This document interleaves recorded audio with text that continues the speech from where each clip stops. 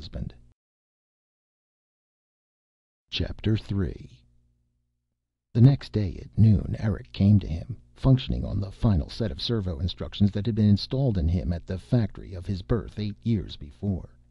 He shook hands with the two of them and said, "Now I am prepared for death." Marie was tearful. "I will miss you, Eric. If you were only under 5 years old, your span could be extended." "Everything that happens is right," Eric said impassively. He clambered onto the operation table, instinctively knowing which flat surface was for him, and, breaking all his major circuits, gave up the ghost that only man could restore to him. Hart found his wife's grief easy to bear. The day after tomorrow she would join in the general exaltation of High Holy Day, with Eric well forgotten. He methodically began smashing the surface of the limbs and torso. The greater the visible damage, the greater the honor redounding to the sacrifice donor. "This will be our gift to the general pile," he said. "I thought we could keep him for our garden sacrifice," Marie protested meekly. "Most people do." "But the other way is the greater sacrifice." There was no reply, because she knew he spoke for the deeper, more moving custom. But suddenly he began to act depressed himself. "I know we say it every 10 years, but Eric was really the best companion we ever had." He gestured toward the table. I want to sit here with him for a while. Alone." "That's carrying things too far, Wendell.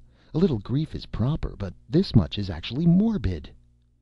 "It's all within my rights." She tossed her head petulantly. "Well, I've done my share. I can't stand any more. It makes a person think and get depressed. I don't care what you're going to do. I'm going out to enjoy a preliminary." "Can't blame you for that," he nodded.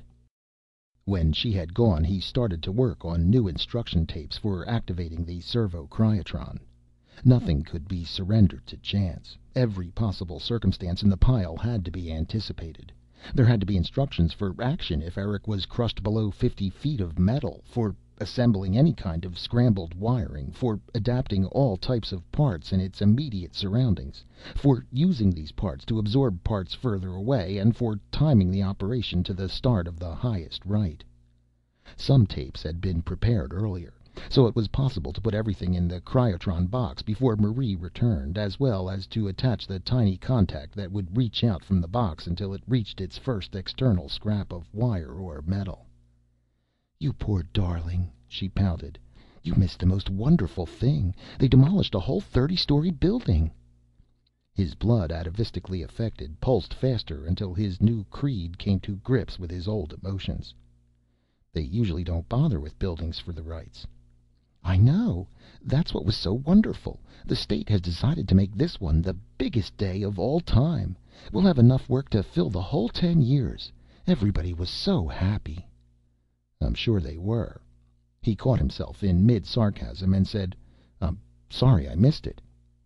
"And I'm sorry I've been so selfishly self-centered." She frowned. "I forgot about it, but there were people in the crowd boasting they had been assigned to fight anti-social movements. I had to boast back that my husband had been honored too." He tensed. "Oh? What did they say to that?" "Frankly, they laughed." "I should think so. The central scanner didn't pick up anything except a lot of ineffective propaganda. The sabotage business was all hysteria." "That's just what they said. The assignments were an empty honor." She coldly considered Eric. "I want to wreck him too." "I've smashed the insides," he said. "You better just work the surface." "That's all I want to do," she answered, starting to scratch traditional marks all over the dead robot. It gave her a full afternoon of happy, busy labor. The next day a large open truck came around and the street echoed to the appeal for contributions. Festival spirit was running high everywhere, and when the neighborhood crowd saw the young robot porters carry Eric out, there was a loud cheer of appreciation. "My husband decided on a major contribution right away," Marie announced to them. "It's the least we could do," he said modestly. Many onlookers, swept away by their example, rushed indoors to bring out additional items of sacrifice, but only 2 others gave up their robots. The rest clung to them for private Holy Night ceremonies. Soon Eric disappeared under the renewed deluge of egg beaters and washers. "The best collection I've seen today," said the inspector, accompanying the truck. "You people are to be congratulated for your exceptional patriotism." "Destroy!" they shouted back joyously. "Make work!" At dawn the central plaza was already crowded, and new hordes kept pouring in from the outlying areas. Wendell and his wife had been among the first to arrive. They waited impatiently in their separate ways on the borderline 500 yards from the 10-story pyre. Martial music roared from the loudspeakers, interrupted by the mellifluous boom of a merchandising announcer. "New product, better models, 100 years of high holy days. New, new, new!" "Destroy!" came the returning shout. "Make work! Make work!" All the sounds echoed back and forth until baffled away by the open areas across the plaza, where one large structure had already been destroyed. 3 others were slated for collapse today. "The biggest holy day ever," a restless old woman said to Marie. "I've seen all 9 of them." "Eric's in there," Marie chatted back, superficially sad, deeply happy. "Who?" "Our house robot." "Imagine that! Did you hear that?" People gathered round them and cheered. The good-natured jostling continued until someone said, "5 minutes to go." Wendell checked his watch. Somewhere in the pile, at least one element was coming to life, a metal arm reaching out for brother metal to engulf in its cybernetic sweep. "They're coming!" A line of 6 shiny new slaggers came rumbling into the open with military precision. They moved along slowly, prolonging the pleasures of anticipation, then broke rank, each seeking its assigned point around the pile of appliances gathered for destruction. "The latest improved models," said the loudspeakers. "They will first perform 15 minutes of automatic maneuvers." The military music resumed, and each slagger turned, as if circling a coin, in clanking rhythm to it. "The 360-degree turn. Next, making a box on the plaza floor." The voice stopped, appalled.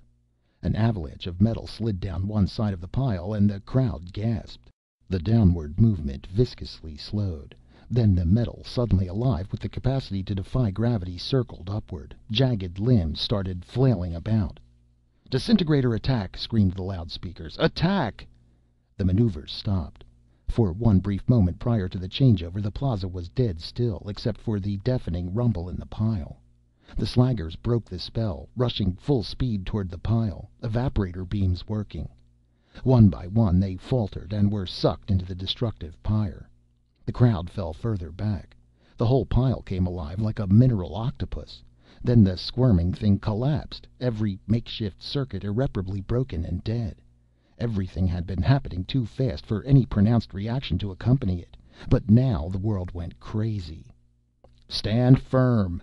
pleaded the loudspeakers. "We will get reinforcements as soon as celebrations are finished elsewhere." A barrage of enormous boos came from the disintegrating mob. "Never again! Fakes! It's finished! Done for! Stand firm!"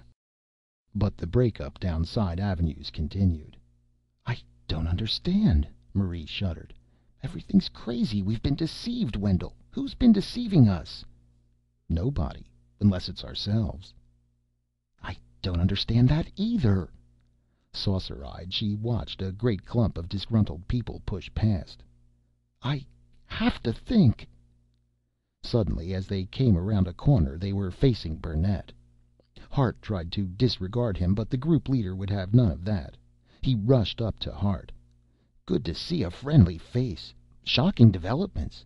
His face was grim, but tiny wrinkles at the corners of his eyes betrayed an amusement that could only be discovered by those who looked for it. "Mr. Burnett," he explained to Marie. "A librarian at the main building. Mr. Burnett, my wife, Marie." "I am most happy to meet you, Mrs. Hart. Have you heard the latest?" "No, Mr. Burnett." "The same things have been happening everywhere. They announced it on the radio, and they're saying it's due to antisocial elements. Shocking." She shook her head stubbornly. I don't know what to think. Maybe we shouldn't be shocked. Maybe we should be. I just don't know, Mr. Burnett. I came to enjoy myself, and look how it's ended." She bravely held back a sigh.